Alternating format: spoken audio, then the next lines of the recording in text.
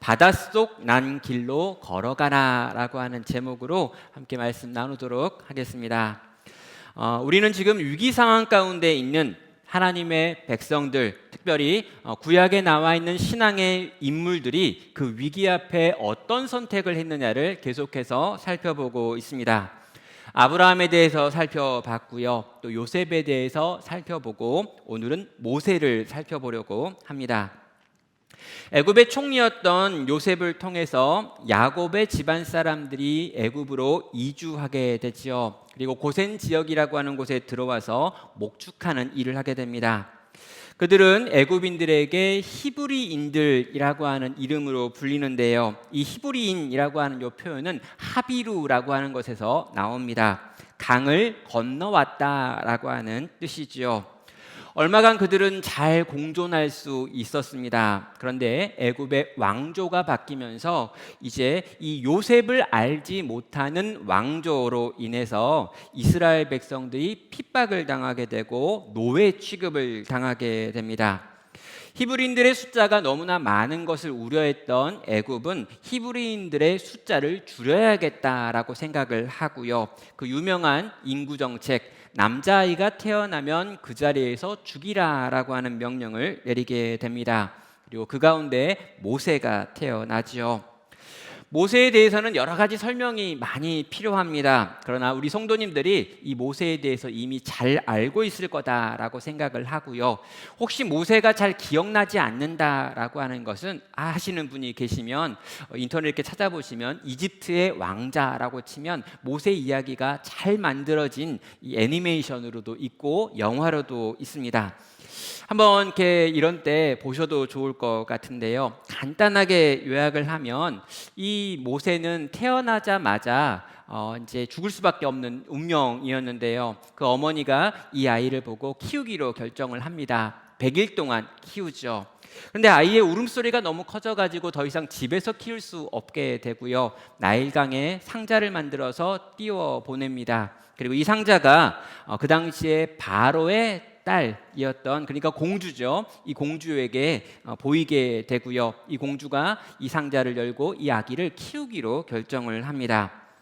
결국 그는 왕의 아들과 같은 취급을 받으면서 나이 40이 될 때까지 왕의 학교에서 교육을 받고요.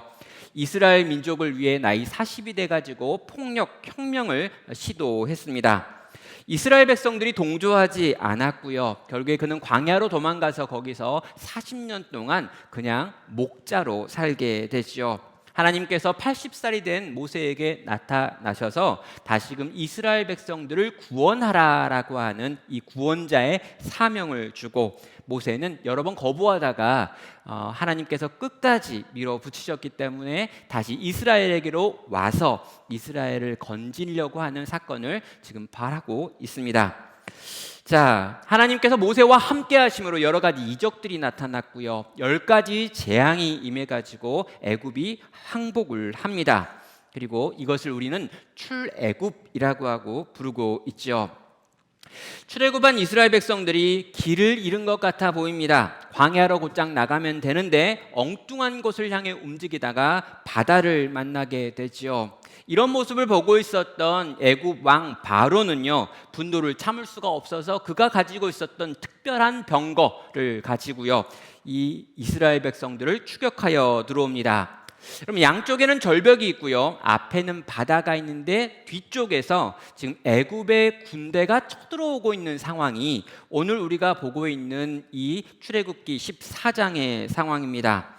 이스라엘 백성들은 하나님과 모세를 원망하게 되고요. 우리가 그냥 애굽에 있었으면 잘 살았을 텐데 우리를 굳이 끄집어내 가지고 여기서 다 죽게 만들었다라고 말하며 이 원망의 소리를 지금 바라고 있을 때였습니다. 이때 모세가 이 이스라엘 백성들을 바라보면서 이렇게 말하죠. 13절과 14절에 나와 있습니다. 모세가 백성에게 이르되 너희는 두려워 말고 가만히 서서 여호와께서 오늘 너희를 위하여 행하시는 구원을 보라. 너희가 오늘 본 애굽 사람을 영원히 다시 보지 못하리라 아니하리라. 여호와께서 너희를 위하여 싸우시리니 너희는 가만히 있을지어다 라고 말하고 있습니다. 모세는 이 모든 상황이 하나님의 인도하심을 받아 일어난 일이다라고 하는 것을 알고 있습니다. 그리고 우리가 하나님께 순종했는데, 순종해서 이 많은 사람들이 믿음으로 이렇게 옮겨왔는데, 이런 우리를 하나님이 이런 방식으로 죽이실 리가 없다라고 하는 것을 알고 있었던 것이죠. 우리는 순종했습니다. 우리는 믿음으로 움직였습니다. 믿음으로 당신이 이끄시는 대로 구름 기둥을 따라왔습니다. 그런데 그 구름 기둥의 인도함을 받아서 여기에 왔는데 이런 위기가 닥쳤다면 이것은 하나님께서 뭔가 계획이 있어서 그런 겁니다 라고 하는 생각을 모세는 했던 것입니다. 이제 하나님께서 무슨 일인가를 보여주실 것이다. 여기서 우리는 울부짖으면 안 된다. 여기서 하나님을 원망하면 안 된다. 여기서 이제까지 인도하신 하나님에 대하여 원망을 하면 우린 지는 거다. 그러니까 이제 하나님이 무슨 일을 행하실지 가만히 좀 보자. 입을 다물고 잠잠히 하나님께서 우리 앞에서 행하실 일을 기대하면서 바라보자라고 하는 말을 하고 있는 것이죠. 성도 여러분, 이제 하나님께서 모세가 한 이 믿음의 말에 대하여 반응할 시간입니다. 온 백성이 입을 다물고 하나님께서 무슨 일을 행하실지를 바라보는 것이죠. 여러분, 우리는요 이미 이 모든 일이 어떻게 진행되는지 알고 있기 때문에 별로 재미가 없습니다. 홍해가 갈라지는 거죠. 그런데요, 여러분, 홍해가 갈라지기 전에 홍해 앞에 있었던 이스라엘 백성이 되셔가지고 이 본문을 생각해야 되는 겁니다. 여러분, 바다가 갈라지는 게 가능할까요? 내 눈앞에 있는 저 거대한 바다가, 그리고 우리 뒤를 쫓아오고 있는 저 강력한 바로의 군대 앞에서 과연 우리가 살 길이 있을까요? 여러분, 도무지 믿을 수 없는 일을 모세는 말하고 있는 거고요. 이 모세가 한 그 말을 듣고 이스라엘 백성은 이제 여호와 하나님을 바라보며 그가 어떤 일을 행하실지를 기대하며 그 자리에 멈춰 있는 것입니다. 성도 여러분, 함께 3300년 전으로 돌아가서 그 자리 그곳에서 무슨 일이 일어나고 있는지를 우리는 같이 살펴봐야 한다는 것이죠. 자, 15절부터 16절로 이제 넘어가면은요, 모세는 하나님을 원망하고 절망하고 있는 이스라엘 백성에게 14절을 통해서 너희는 가만히 있어 여호와께서 이루시는 구원을 보라라고 명령하고 외쳤습니다. 당연히 이어지는 구절이 15절이죠. 하나님의 대답이 여기에 있습니다. 여호와께서 모세에게 이르시되 너는 어찌하여 내게 부르짖느냐? 이스라엘 자손에게 명령하여 앞으로 나아가게 하고 지팡이를 들고 손을 바다 위로 내밀어 그것이 갈라지게 하라. 이스라엘 자손이 바다 가운데서 마른 땅으로 행하리라 라고 말씀하고 계십니다. 우리는 14절과 15절이 이어 있기 때문에, 연결되고 있기 때문에 14절과 15절 사이에 있는 미묘한 차이를 잘 파악하지 못합니다. 그런데 여러분, 이 14절과 15절 사이에는 얼마의 시간이 있었고요. 그리고 이 시간 속에서 어떤 일 하나가 일어났습니다. 자, 14절을 보면은요, 모세가 뭐라고 말하냐면 너희는 가만히 있어라. 하나님이 우리 앞에서 행하시는 구원을 보자라고 이야기했습니다. 그럼 이렇게 말했다면은요, 이스라엘 백성은 아마도 가만히 있게 될 것입니다. 조용할 거예요. 하나님이 무슨 일을 행하실지를 기다리겠죠. 모세도 동일하게 입을 다물고 하나님이 행하실 일을 기대하며 잠잠히 있어야 했습니다. 그런데 15절을 보면요, 너는 어찌하여 내게 부르짖느냐라고 하는 하나님의 말씀으로 시작하고 있는 겁니다. 무슨 일이 있었던 걸까요? 14절과 15절 사이에 시간이 경과된 것이고요. 이 경과되는 시간 속에서 모세가 잠잠히 하나님을 기다릴 수 없었던 것입니다. 모세가 하나님을 향해 무언가 부르짖기 시작했고, 이 부르짖음이 굉장히 컸고 강했던 것을 15절의 하나님의 말을 통해서 알 수 있는 것이죠. 제발 좀 잠잠해라 라고 모세가 말해놓고 모세가 계속해서 부르짖으니까 하나님께서 12절을 통해서 너도 좀 조용해라 라고 하는 말을 하고 있는 것입니다. 하나님이 왜 모세에게 이렇게 말하고 있는 걸까요? 너는 가만히 있어 나의 구원을 보겠다고 하더니 왜 지금 너는 나에게 소리를 지르고 있느냐라고 책망하고 있는 것입니다. 너마저 동포들과 똑같이 불안해하고 두려워하며 불신에 섞인 눈으로 나를 바라보며 그렇게 외치다니 그 외침을 이제 그치라라고 하는 말이 15절에 하나님의 말씀인 것입니다. 성도 여러분, 모세의 눈빛이 흔들렸던 이유가 뭘까요? 모든 사람들을 향하여 잠잠하라, 하나님의 구원을 보라 라고 말해놓고 자기는 멈춰서 있을 수 없었던 모세의 마음의 상태가 어떤 것인지 우리는 물어야 하는 것입니다. 여러분, 바로의 군대가 계속해서 다가오는 겁니다. 내가 생각하기에 하나님이 저 정도 오면, 저 하나님이 바로의 군대가 저 정도 오면, 저 산등성이를 넘으면, 내가 생각했던 저 바위를 지나면 일하실 줄 알았어요. 그런데 모세가 생각했던 그 선을 넘어서 바로의 군대가 몰려오는 것입니다. 여러분, 모세는 뭔가 생각하기를 내 눈앞에 있는 저 거대한 장애물이 조금씩 없어지는 것이 내 눈에 확인이 되어질 거라고 생각을 했던 거죠. 그런데 기다리고 잠잠히 있어도 바로의 군대는 계속해서 우리를 향해 다가오고 있고 내 눈앞에 있는 장애물은 전혀 바뀌지 않는 상태를 유지하고 있더라는 것입니다. 하나님께서 구원을 베푸시겠지라고 하는 생각은 있었습니다. 그런데 내 생각과 내 계획이 있었죠. 내가 생각하는 어떤 그림이 있었는데 그 그림대로 하나님이 움직이지 않더라는 것입니다. 그때 모세는 당황한 거죠. 믿음이 한순간에 사라져 버렸습니다. 한순간에 모세의 입에서도 부르짖음이 나옵니다. 여러분, 이 부르짖음은 기도가 아니죠. 이것은 백성들이 부르짖었던 것과 똑같은 것인데요, 불신앙에서 나오는 원망이고 불신앙에서 나오는 하나님을 향한 항의였던 것입니다. 그리고 이걸 들으신 하나님께서 참고 참으시다가 이제 입을 열어 모세에게 말씀하시죠. 그 입 좀 다물어라 라고요. 사랑하는 성도 여러분, 우리가 하나님 앞에 낙심하는 이유 중에 하나가 이것입니다. 하나님께 실망을 하는 거죠. 내가 주님 뜻대로, 주님의 계획대로, 주님의 마음을 받아가지고 믿음으로 어떤 것을 선택하고 결정했습니다. 그리고 믿음으로 이 길을 가고 있어요. 그래서 하나님이 이 길을 기뻐하신다라고 하는 생각이 내 안에 있습니다. 그래서 여러 가지 상황을 보고 여건을 보고 환경을 보면 어렵더라도 믿음으로 견디고 참고 어디만큼 가는 거지요. 그런데 문제가요, 내가 이렇게 그어놓은 선이 있는 거예요. 여기까지 가면 하나님이 채워주시겠지, 이 정도 손해를 보면 하나님이 역사하겠지, 이 정도 내가 믿음으로 걸으면 하나님께서 그에 대한 합당한 보상을 요때쯤에는 해줄 거야 라고 하는 생각이 우리에게 있는 겁니다. 그런데 그 내가 생각했던 계획대로 되어지지 않을 때 우리도 낙심하고 우리도 원망하고 우리도 하나님을 향해 부르짖기 시작하는 것이죠. 여러분, 여기에 나와 있는 이 부르짖음은 기도가 아닙니다. 여기서 하나님을 향해 아무리 세게 소리를 질렀다고 해서 이걸 기도라고 생각하시면 안 돼요. 이건 넋두리고 화난 거고 짜증난 거고 분노하고 원망하고 있는 표현입니다. 하나님을 향해 원망이 올라온 것이고 이 원망을 모세도 부르짖음으로 표현했던 것이죠. 백성들과 똑같이 하나님을 향해 부르짖고 있는 모세의 모습이 있습니다. 그래서 하나님께서는요, 이 모세를 보시면서 이렇게 명령하는 것으로 오늘 본문이 시작했던 것이죠.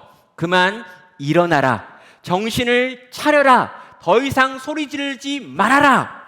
너는 바다를 향해 온 백성들을 움직일 준비를 시켜라. 그리고 너는 바다를 향해 너의 손과 지팡이를 들어 그 바다를 갈라지게 하는 나의 일에 동참하라 라고 하나님은 명령하고 있는 것입니다. 여러분, 모세는 기도하는 것처럼 보였지만 기도한 것이 아니었습니다. 그는 부르짖고 있었고 그는 불신을 부르짖음으로 표현하고 있었죠. 하나님은 그에게 더 이상 부르짖지 말고 일어나서 행동할 것을 명령하고 계신 것입니다. 여러분 200만 명의 사람들이 일어나 가지고 움직이려면 꽤 오랜 시간이 필요합니다. 먼저 명령을 해야 그들은 움직일 수 있는 거죠. 홍해가 갈라지기 전에 움직일 준비가 끝나야 그들은 홍해를 지나갈 수 있는 것입니다. 모세야, 너를 통해 내가 길을 만들 테니 너는 저들을 향해 홍해를 건너갈 준비를 시켜라 라고 하는 명령이 이제 위로부터 떨어졌고, 이 명령을 모세는 받은 것입니다. 사랑하는 성도 여러분, 때로 우리는요 기도를 멈춰야 할 때가 있습니다. 하나님의 성품과 무관한 것들을 끊임없이 내 입으로 되뇌이고 있다면 그때 우리는 기도를 잠깐 멈추고 지금 내가 기도를 하고 있는지, 하나님께 넋두리를 하고 있는지, 하나님께 원망을 쏟아놓고 있는 건지 확인하셔야 된다는 거죠. 기도를 하면 할수록 점점 더 우울하고 점점 더 불안해지고 있다면 그건 기도가 아니기 때문입니다. 처음에는 하나님이 나를 버리신 건가라는 생각을 하면서 기도를 시작했습니다. 그런데 기도를 하면 할수록 점점 더 심하게 하나님이 나를 버리신 것 같다라고 하는 확신이 밀려오고 있다면 우리는 기도를 잘못하고 있는 거고요. 그런 기도는 기도가 아니라 그냥 부르짖음이기 때문입니다. 여러분, 이럴 때 필요한 게 뭐냐면요, 하나님의 말씀을 듣는 것입니다. 여러분, 이럴 때 필요한 건요, 하나님이 과연 나에게 무슨 말씀을 하시는가라고 하는 생각을 가지고 하나님의 말씀인 성경을 펴가지고 그걸 읽는 것이 그때 우리에게 필요하다는 것이죠. 이미 우리에게 계시되어 있는 하나님의 말씀을 통해서 하나님의 성품을 확인하는 것입니다. 이 상황 가운데 하나님이 내게 뭘 기뻐하실까? 이 상황에서 내가 불안과 초조 속에서 부르짖는 것을 기뻐하실까? 하나님이 내게 행하라 하시는 것이 있고 그 행하라 하시는 것에 순종하여 믿음으로 발걸음을 옮기는 것을 기뻐하실까라고 생각하며 말씀을 펴서 그 말씀의 계시로 우리의 삶을 움직이셔야 한다는 것입니다. 여러분, 영적이고 정서적인 침체가 우리 가운데 올 수 있습니다. 이런 감염병의 시기를 보내면서 기독교에 대하여 반대하는 많은 사람들의 이야기를 끊임없이 들으면서 심지어 기독교 안에도 분열이 일어나서 서로 다투고 있는 이 상황들을 보면서 우리 주변에 하나님을 믿지 않는 사람들이 끊임없이 기독교에 대해 욕하며 우리가 믿는 신앙에 대하여 여러 가지 평가를 내리는 것들을 경험하면서 우리의 마음도 우리의 어떤 정서도 힘들고 어려울 수 있습니다. 성도 여러분, 이때 우리는 어떻게 해야 되는 걸까요? 이때 우리는 하나님께 어떻게 나아가야 되는 걸까요? 여러분, 이때 우리는요 하나님께 나아가서 도대체 이 상황이 왜 일어난 겁니까? 하나님, 도대체 이때를 언제까지 가게 할 것입니까? 막 하면서 기도할 수 있습니다. 그래요, 필요합니다. 그런데요, 그렇게 하나님께 기도하는데 그 기도가 내 안에 있는 한과 억울한 것들과 슬픈 것들을 그냥 토로하고 있는, 그냥 억울한 걸 계속 쏟아놓고 있는 원망이 되고 있다면 여러분, 잠깐 기도를 멈추셔야 합니다. 그리고 뭘 해야 합니까? 하나님의 말씀을 펴서 그 말씀을 보고 그 말씀 가운데 지금 내가 오늘 해야 할 일이 무엇인지를 들어야 한다는 것이죠. 성도 여러분, 저도 마찬가지입니다. 이러이러한 상황들을 경험하고요, 오늘날 정말 교회가 처한 상황들에 대하여 끊임없이 듣고 보고 있습니다. 그리고 기존 세대들도 굉장히 어렵지만 정말 이 다음 세대라고 하는 청년들과 청소년들이 과연 남아날 수 있을까, 주일학교가 남아날 수 있을까라고 하는 고민과 걱정과 근심이 됩니다. 그리고 하필 왜 이런 때 목사가 됐을까라고 하는 생각을 할 때도 있습니다. 그래서요, 하나님께 약간 투덜거리는 때가 있고요, 하나님을 향해 약간 원망을 표현할 때가 있습니다. 그래서 정말 하나님, 도대체 언제까지입니까? 라고 하는 말을 저도 하지요. 그런데요, 그렇게 제가 그런 마음을 품고 그런 생각을 가지고 하나님께 나아가면은요, 하나님이 늘 주시는 말씀이 있습니다. 뭐냐면 이제 그만하고 일어나서 일하지라고 하는 말입니다. 이제 그만하고 일어나서 네가 봐야 될 거 보고 만나야 될 거 만나고 해야 될 거 하지라고 말씀하십니다. 서운하죠. 이런 말을 하면, 이런 기도를 하면, 이런 생각을 하면 너 수고했다, 애썼다, 고생했다, 참 잘하고 있다라고 말하며 위로하고 격려해 줄 것 같은데 우리 하나님 거의 그렇게 안 하고요, 또 너 해야 될 일이 있어. 너 이것도 봐야지. 이 책이 새로 나왔다는데 이걸 좀 정리해야 되지 않겠니? 이 사람은 만나봐야 되지 않니? 저 사람에게 전화해야지 라고 말씀하시는 하나님의 명령이 제 마음 가운데 들리고 또 떠오르는 것입니다. 성도 여러분, 부르짖어야 합니다. 기도해야 합니다. 우리의 억울하고 슬픈 것들을 하나님께 표현해야 합니다. 그러나 거기서 끝나고 멈출 수 없다는 거죠. 하나님은 이미 이런 상황 가운데 하나님의 백성 가운데 하라고 하신 명령이 있기 때문입니다. 아무리 어렵고 힘들어도 이런 어려운 상황 속에서도 하나님의 백성들은 이렇게 살아야 한다라고 하는 것이 이미 기록되어 있는 하나님의 말씀 가운데 있다는 거죠. 그 말씀을 펼쳐서 여러분 읽으시고 그 말씀에 순종해서 오늘 우리가 살아야 될 삶을, 행함을 하나님께 보여드려야 한다는 것입니다. 성도 여러분, 일어나십시오. 주의 명령에 순종하십시오. 그리고 움직이십시오. 오늘 주께서 우리 가운데 말씀하고 계십니다. 그렇다면 하나님께서는요, 순종하는 백성들에게 어떤 일을 행하실까요? 그 뒤에 나와 있는 내용을 보면은요, 이 순종하는 백성들에게 하나님이 행하시는 일은 두 가지입니다. 첫째는 당신의 뜻이 무엇인지를 알려주시는 것이고요. 두 번째는요, 그 뜻을 행하고 있는 자들을 지키고 보호하여 그 일을 가능하게 만드시더라라고 하는 것입니다. 17절부터 20절까지에 있는 내용을 보면은요, 두 가지를 말합니다. 첫째는 지금 너희를 쫓아오고 있는 바로의 군대를 내가 어떻게 할 것인지에 대하여 알려주시는 내용이 있고요. 둘째로는 돌격해오는 바로의 군대와 이제 출발하려고 하는 이스라엘 백성 사이를 막아서 바로의 군대가 이스라엘을 치지 못하게 만드시는 보호의 일을 하고 있지요. 17절은 말합니다. 내가 애굽 사람들의 마음을 완악하게 할 것인즉 그들이 그 뒤를 따라 들어갈 것이라. 내가 바로와 그의 모든 군대와 그의 병거와 마병으로 말미암아 영광을 얻으리니 내가 바로와 그의 병거와 마병으로 말미암아 영광을 얻은 때에야 애굽 사람들이 나를 여호와인 줄 알리라 하시더니라고 말합니다. 하나님께서 이후에 어떤 일이 일어날지에 대해서 이스라엘 백성에게 알려주시는 것이죠. 성도 여러분, 하나님이 우리의 마음을 모르실까요? 그렇지 않습니다. 하나님은요, 우리를 가장 잘 알고 계십니다. 하나님은 우리의 상황을 모르실까요? 아니요. 하나님은 우리의 상황을 가장 잘 알고 계신 분이십니다. 그래서 하나님이요, 모세와 이스라엘 백성들을 명령하신 다음에 일어나라, 가라, 갈 준비를 하라 라고 말한 다음에 그렇게 움직이지 못하게 만들었던 두려움의 근원이 되는 바로의 군대를 내가 이렇게 할 거야 라고 하는 것을 알려주고 계시는 것입니다. 내가 너희를 향해 달려오고 있는 바로의 군대를 통해서 영광을 받겠다. 방법 묻지 마. 그러나 내가 너를 지킬 거고 보호할 거니까 걱정하지 말고 이동 준비해라 라고 말씀하고 계신 것입니다. 성도 여러분, 주인이 하는 일을 다 알고 움직이는 종은 없습니다. 맞죠? 주인이 많은 걸 계획하고 있고요. 그 많은 걸 계획하다가 그 계획 가운데 일부를 종에게 알려주고요. 너 이거 해, 너 이거 해, 너 이거 해 라고 이야기하는 거죠.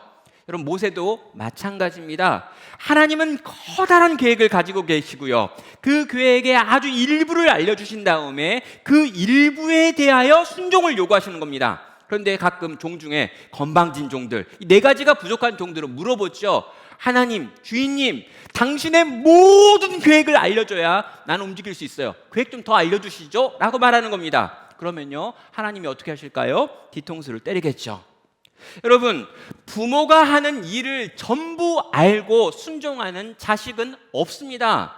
부모가 자식에게 그걸 다 설명해 줄 수도 없고요. 그 설명을 듣는다고 해서 자식이 다 알 수도 없기 때문이죠. 그러나 여러분, 이 관계에서 중요한 게 뭐냐면요, 부모님이 내게 명령하시면 그 명령은 분명 나에게 유익한 것일 거야 라고 하는 믿음을 가지고 내게 알려준 그 내용을 가지고 나는 생각하고 움직이고 순종하는 것입니다.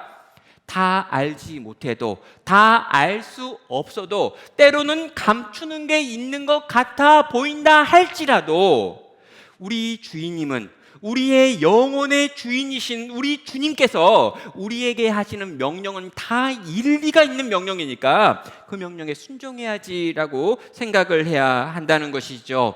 그리고요, 우리 하나님께서는요, 우리에게 꼭 알아야 될 것들이 있다면 그건 또 알려주신다는 것입니다. 사랑하는 성도 여러분, 하나님께서는 다양한 방법을 가지고요, 다양한 계획을 가지고 우리의 인생들을 이끌어갑니다. 그리고요, 우리가 꼭 알아야 될 게 있으면요, 그건 또 알려주시고 있습니다. 이스라엘 백성이 움직일 수 없는 가장 큰 어려움은 바로의 군대에 대한 두려움인데, 지금 하나님께서 이스라엘을 향해서, 모세를 향해서 바로의 군대에 대해서는 걱정하지 마, 내가 막을 거고 내가 이 바로의 군대를 통해서 영광을 받을 거야 라고 말하면서 이 걱정 근심 그만하고 이것에 대해서는 내가 알려줬으니까 너는 그만 걱정하고 이제 움직여라 라고 말씀하고 있는 것입니다. 여러분, 이 감염병의 시기를 지나면서 막막함을 느끼시는 성도님들이 많은 줄 알고 있습니다. 그러나 여러분, 분명한 거 한 가지는 뭐냐면요, 하나님께서 당신을 사랑하고 당신의 명령을 쫓아 행하기를 즐거워하는 당신의 백성들을 지키실 거라는 것입니다. 이걸 믿으셔야 되는 거예요. 이런 감염병이 있고 이런 감염병 때문에 전 세계가 다 어려움을 당하고 경제적으로 어려움을 당하고 사람과 사이가 갈라지고 있고 마음과 생각이 참 쉽지 않지만, 그러나 그럼에도 불구하고 우리 하나님께서 당신의 사랑하는 백성들은 지키실 거야, 당신의 사랑하는 교회를 돌보실 거야, 당신의 뜻에 순종하여 오늘이라고 하는 이 어려운 시기에도 하나님의 뜻에 순종하여 움직이는 하나님의 사람들을 하나님께서 지키고 보존해 주실 거야 라고 하는 것을 우리는 믿음으로 받아야 한다는 것입니다. 성도 여러분, 이 약속을 믿으시길 바랍니다. 이 약속의 근거에서 일어나시기를 바랍니다. 우리 주님께서 이 바로의 군대를 막으시겠다라고 말씀하셨다면 막으실 것이기에, 오늘 나를 지키시겠다라고 약속하신 우리 주님의 말씀을 신뢰하고 오늘이라고 하는 시간 또 믿음으로 하루를 살아갈 수 있는 복된 성도 되시기를 주의 이름으로 축원합니다. 자, 그 뒤에 어떤 일이 벌어질까요? 순종하는 백성들을 향해서 하나님께서 친히 보호하시는 일을 보여주고 있습니다. 19절부터 20절에 가면은요, 이렇게 말하지요. 이스라엘 진 앞에 가던 하나님의 사자가 그들 뒤로 옮겨가매 구름 기둥도 앞에서 그 뒤로 옮겨 애굽 진과 이스라엘 진 사이에 이르러 서니, 저쪽에는 구름과 흑암이 있고 이쪽에는 밤이 밝음으로 밤새도록 저쪽이 이쪽에 가까이 못하였더라라고 말하고 있습니다. 여러분, 두 번째로 하나님께서 우리에게 보여주신 것이 무엇입니까? 먼저 그분이 움직이셔서 순종하는 하나님의 백성들을 지키고 보호하는 일을 친히 행하시고 계시다라고 하는 것을 보여줍니다. 여러분, 이스라엘 백성들을 이제까지 인도했던 불기둥과 구름기둥이 있었습니다. 그런데요, 이 구름기둥이 지금 이스라엘 백성의 뒤로 옮겨갑니다. 그리고 밤새도록 이스라엘 백성을 지키지요. 어떻게 해요? 여기에 불이 되고 연기가 되고 구름이 되어가지고 이스라엘 백성과 바로의 군대 사이의 시야를 막아버리는 구름벽을 만들어 버린 것입니다. 여러분, 이 구름은 바로의 군대에게는 어둠과 혼란을 주었고요, 이스라엘 백성에게는 빛을 주었습니다. 하나님의 섬세한 배려이죠. 바로의 군대를 향해 돌격하지 못하도록 깊은 어둠 가운데 던지시면서 동시에 하나님의 백성들은 이 구름 가운데 있으면서도 불빛을 경험하며 밝은 빛 가운데서 이동 준비를 할 수 있었다라고 기록되어 있는 것입니다. 우리 하나님이시죠. 우리 하나님은 그런 분이십니다. 우리를 향해 네가 한번 해봐라 라고 말한 다음에 너 혼자 하라고 하시는 것이 아니라 실제 그 일을 할 수 있도록 준비시키고 도우시고 보호하시고 지키시고 끝까지 그 길을 가게 만드신다는 것입니다. 성도 여러분, 이게 우리가 믿는 하나님입니다. 너 혼자 해봐라고 말한 다음에 하나님이 팔짱을 끼고 위에서 내려다보면서 못하면 깔깔거리고 웃으면서 이것도 못하냐라고 말하는 분이 아니라 우리와 함께 하시며 우리로 하여금 이 삶을 살게 만들어 주신다는 것이죠. 이스라엘로 하여금 이제 이 바다를 건너야 되는데 홍해를 건너갈 준비를 할 수 있도록 하나님께서 친히 이스라엘 백성과 바로의 군대 사이를 막아서고 계신다라고 하는 것을 오늘 본문은 우리에게 보여주고 있는 것입니다. 물론 이스라엘 백성들은요, 그걸 볼 수가 없습니다. 왜요? 흑암 가운데서 일어나는 일이니까. 이스라엘 백성들은 이쪽에 있고요, 이쪽에 흑암이 덮고 있습니다. 여러분, 이 안에서는요, 지금 바로의 군대가 이 흑암 속에서 혼란을 느끼고 소리를 지르고 비명을 지르고 있죠. 여러분, 비명 소리는 들리고 말발굽 소리는 들리지만 이쪽에 있는 이스라엘 백성들은 그게 보이지가 않습니다. 그래서 어쩌면요, 이 바로의 군대가 외치고 있는 수없이 많은 소리들이 이스라엘로 하여금 더 두려움을 느끼게 할 수도 있어요. 우리는 다 모르니까요. 성도 여러분, 그 시간에 바로의 군대는 심한 두려움 가운데 떨며 공포 가운데 부르짖고 있는 것입니다. 그리고 하나님께서 이 모든 일을 지금 하고 계시는 거죠. 성도 여러분, 우리가 볼 수 없는 곳에서 하나님은 이 전쟁을 싸우고 계셨던 것입니다. 그럼 이미 하나님은요, 이스라엘 백성을 지키고 계십니다. 이미 하나님께서는요, 이스라엘 백성을 위하여 싸우고 계십니다. 그런데 우리 눈에는 안 보이는 거죠. 이스라엘에게 보이지 않았던 것처럼. 사랑하는 성도 여러분, 오늘 우리도 동일합니다. 하나님은 이미 우리를 지키고 계셨습니다. 여러분, 이미 하나님은요, 수없이 많은 위기 가운데 있었던 우리를 지켜왔고 지금 우리도 그 1년 동안 지켜오고 계셨습니다. 우리 교회를 생각해도 그렇습니다. 하나님은 이 교회를 지켜주셨습니다. 우리 성도님 한 가정 한 가정을 하나님은 지켜오셨습니다. 그런데 느끼기로는 잘 안 느껴지는 거죠. 왜요? 흑암 가운데서 우리 하나님이 하신 일들이니까요. 그럼 이거 다 보여주면은요, 하나님 믿는 게 너무 쉬워지잖아요. 하나님이 우리 앞에서 무슨 일을 행하시는지 우리가 다 보고 있으면요, 우린 믿음이 필요 없어요. 왜요? 사실이니까. 그래서 하나님은요, 하나님이 행하시는 놀랍고 위대한 구원의 역사와 보호의 역사들을 숨어서 감춰서 하고 계십니다. 우리 보고 믿으라고요. 우리는요, 이걸 믿는 거예요. 내가 잘 보지 못하지만, 내 눈에 보이지 않지만, 지금 잘 느껴지지는 않지만 하나님이 나를 지키고 보호하시고 돌보고 계신다라고 하는 것을 믿음으로 받아들여야 한다는 거죠. 그리고 실제 하나님은요, 흑암 가운데서 우리를 위한 싸움을 이미 싸우고 계시는 분이십니다.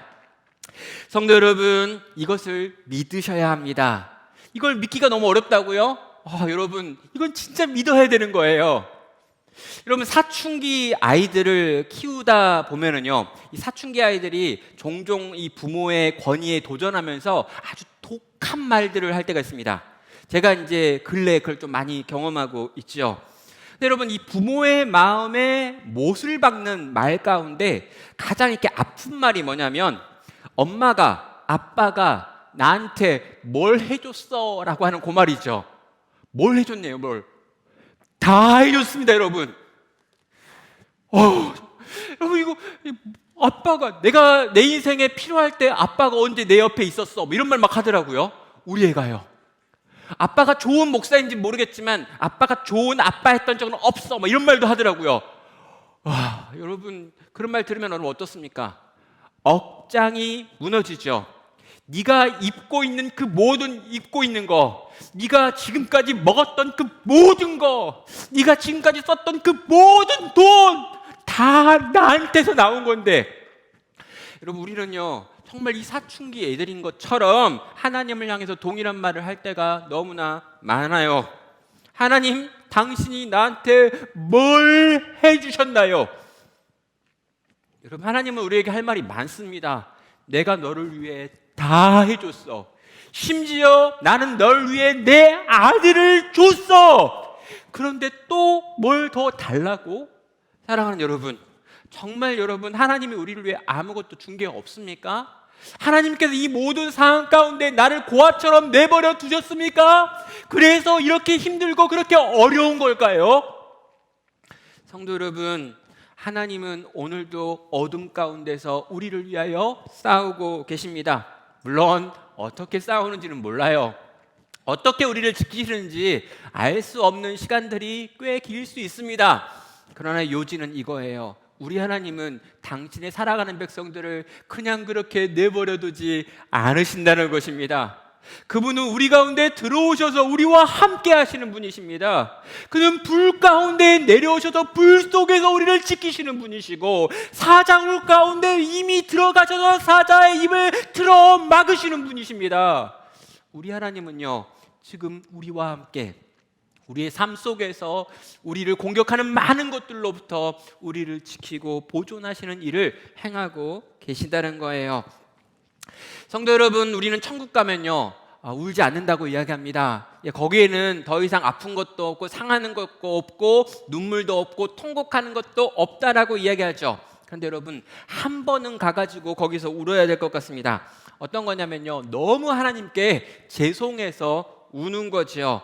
내 평생의 선하심과 인자하심으로 끊임없이 나를 지켜주신 하나님이 계신데, 그 하나님을 내 평생을 통해 끊임없이 원망하며 살았던 것들을 회개하며 거기 그 하나님의 품에 안겨가지고 한 번은 울어야 될 것 같습니다. 사랑하는 성도 여러분, 절대로 우리 하나님 잊으시면 안 됩니다. 보이지 않는 곳에서 끊임없이 일하셨던 우리 하나님, 우리의 생을 지키고 돌보시고 보존하셨던 우리 하나님을 이 시간 믿음으로 고백하며 믿음으로 사랑을 말할 수 있기를 주의 이름으로 축원합니다. 이제 21절부터 29절 꽤 긴 이야기를 좀 정리를 해야 되는데요. 21절부터 29절에는요, 홍해가 갈라지는 전체 사건에 대한 내용들이 나와 있습니다. 홍해 사이로 난 길을 이스라엘 백성이 걸어가고요. 그래서 그들은 거기서 살게 되고요. 바로의 군대는 홍해 아래 갇혀 죽게 됩니다. 한쪽에게는 이 길은 생명의 길이고요, 다른 쪽에게 이 길은 사망과 죽음의 길이었죠. 그리고 출애굽의 이 절정이 이 홍해 바다라고 하는 것이 갈라지고 다시 닫히는 사건을 통해 가지고 완성되어지고 있습니다. 여러분, 어떤 분들은요, 이런 이야기 들으면 꼭 이렇게 말하는 분들이 있어요. 홍해가 어떻게 갈라집니까? 바다가 어떻게 갈라지는 걸까요? 바다가 갈라진다니 그게 말이 됩니까? 그건 바다가 아니라 갈대 바다였을 겁니다.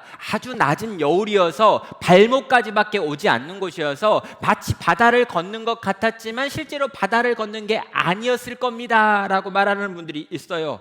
이유는 딱 이거 한 가지입니다. 어떻게 바다가 갈라집니까? 라고 하는 생각이죠. 근데 여러분, 이 말이 맞나요? 그렇지 않습니다. 우리가 하나님을 어떻게 믿냐면요, 하나님이 천지를 창조하셨다라고 하는 걸 믿어요. 여러분, 우리가 믿는 건 그 하나님입니다. 천지를 창조하신 하나님, 말씀으로 온 세계를 지으신 하나님을 믿고 있어요. 여러분, 그 창조주 하나님께서 바다를 보시면서 갈라져라 그러면 갈라지는 거고요, 닫히라 그러면 닫히는 겁니다. 우리가 믿는 하나님은 바로 그런 하나님이라는 것이죠. 여러분, 영화 같은 거 보면은요, 애니메이션 같은 거 보면은요, 이 장면을 어떻게든 참 멋있게 또 화려하게 만들려고 아주 애쓰고 노력을 합니다. 맞아요. 그런 노력을 해야 하나님의 영광이 드러나겠죠. 근데 여러분, 그 놀라운 장면들 중에 그 어떤 장면도요, 성경에 나와 있는 이 홍해가 갈라지는 장면, 그리고 다시 닫히는 장면을 구현할 수가 없습니다. 왜 그런 걸까요? 너무 크니까요. 실제로 우리가 성경을 읽으면서도요, 이 홍해가 갈라지는 장면에 대해서 거의 내용이 나와 있지 않아요. 왜 그런 걸까요?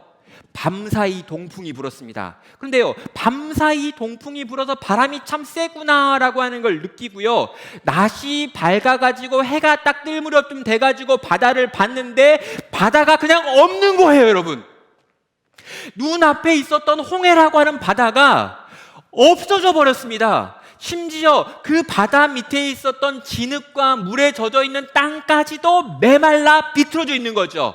밤사이 도대체 어떤 바람이 불었길래요?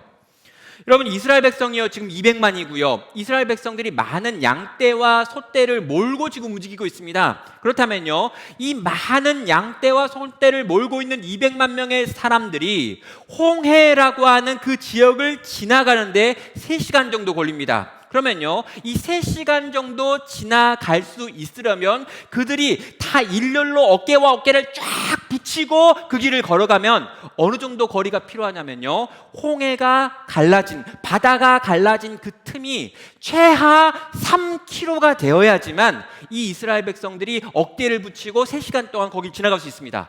여러분, 3km가 어디냐고요? 여러분 눈에 안 보일 만큼이에요.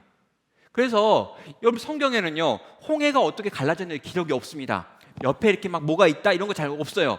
여러분, 너무 여러분, 눈앞에 있었던 바다가 여러분 눈을 딱 떴더니 해가 밝았더니 안 보이는 거예요. 여기 넘실거리고 있던 그 바다가 전혀 안 보일 만큼 저 끝까지 밀려가 있는 거죠. 나중에 여러분 물로 된, 바다로 된 벽을 이렇게 보게 됩니다. 언제요? 이 바다가 밀려 들어올 때 보는 것이죠. 성도 여러분, 하나님께서 기적을 행하시면 그 정도 기적 정도는 행해야 하나님이 행하신 기적이던 거죠.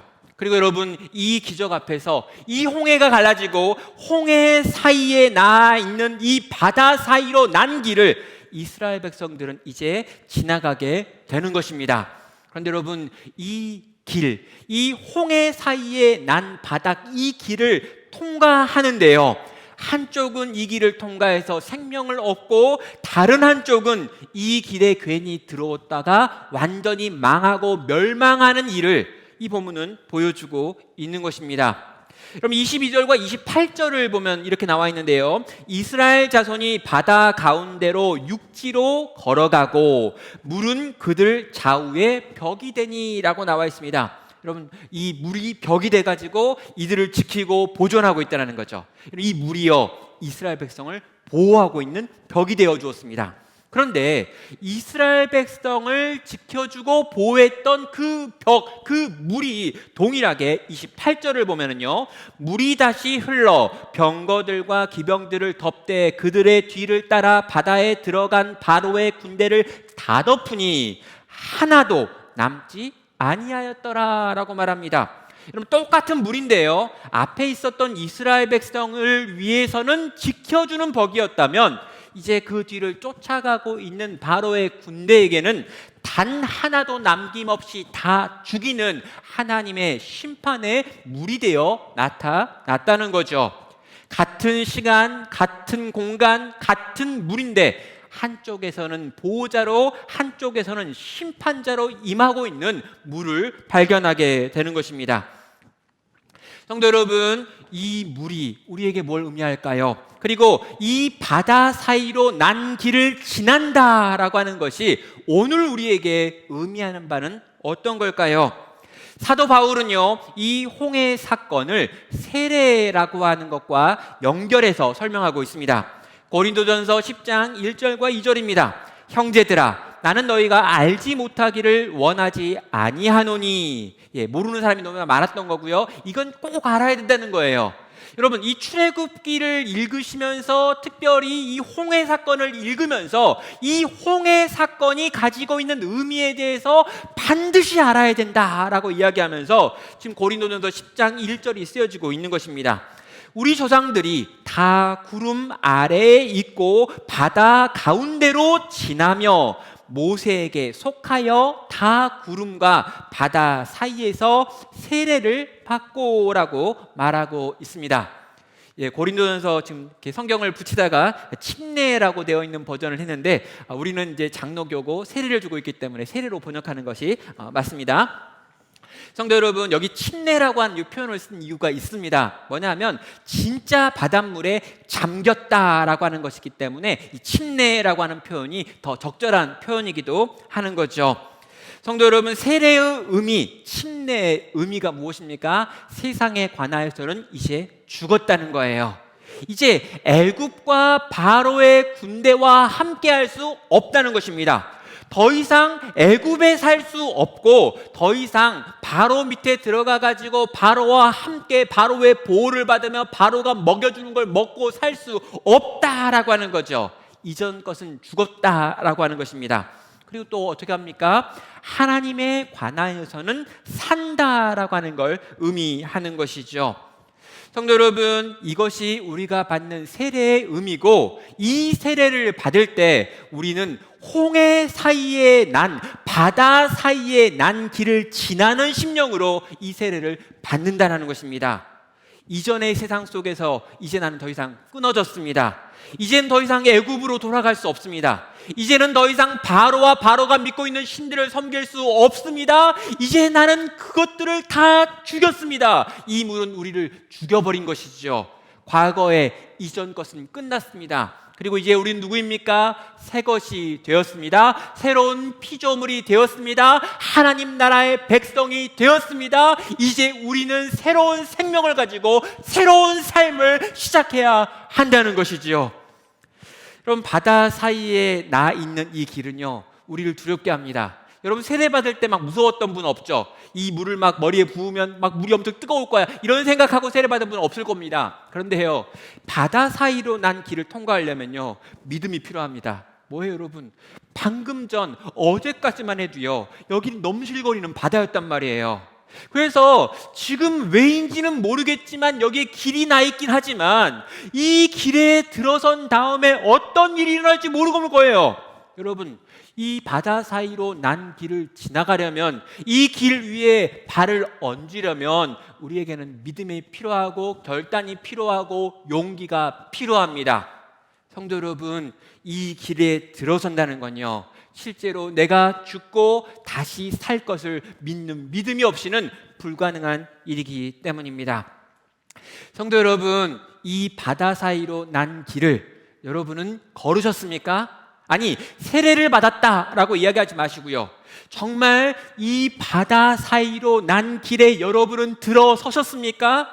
그리고 여러분의 양옆에 저 거대한 물로 된 벽이 있으며 그 벽이 나를 지키시고 계시는 것을 확인하셨습니까?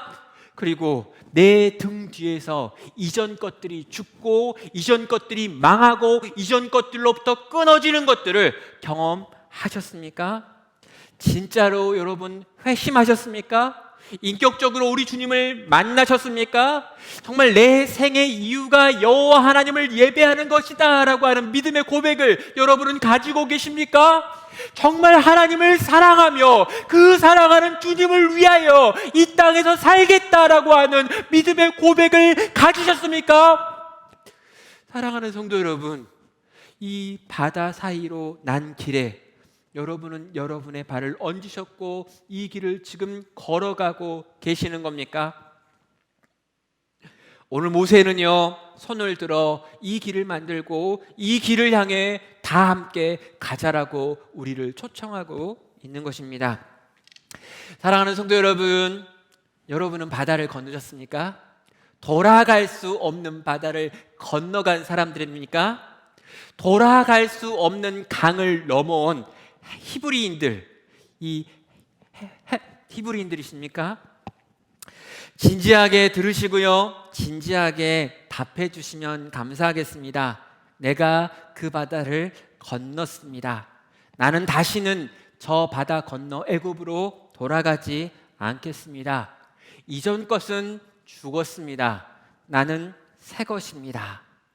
성도 여러분, 이렇게 고백하시고 이렇게 고백한 이 고백에 근거해서 오늘 내게 주어진 하나님이 맡기신 삶을 믿음으로 한 걸음 한 걸음 또 걸어가시기를 주님의 이름으로 축원합니다. 성도 여러분, 힘든 때를 지나가고 있습니다. 이런저런 기술을 가지고 이 문제를 해결하지 못하는 것 같습니다. 우리 교회를 바라보면서도 여러 가지 복잡한 생각들이 많고요, 우리 성도님들 한 가정 한 가정들을 바라보면서도 비슷한 생각들을 합니다. 정말 대한민국의 종교가 어떻게 될까? 교회는 어떻게 될까? 미래가 어떨까라고 하는 생각들을 하고 있습니다.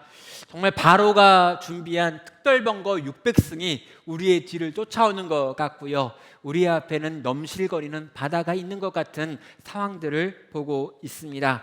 그런데 여러분, 그 모든 상황 앞에서 하나님께서는 또 우리에게 이렇게 말씀하고 계십니다. 바다 사이로 난 길, 이 믿음의 길을 너희는 걸으라 라고요. 성도 여러분, 우리 주님께서 우리에게 하시는 이 말씀에 의지하여 그 주님을 신뢰하고 믿으며 그 바다 사이로 난 믿음의 길을, 순종의 길을, 하나님이 말씀하신 그 길을 오늘 또 걸어가시기를 주님의 이름으로 축원합니다.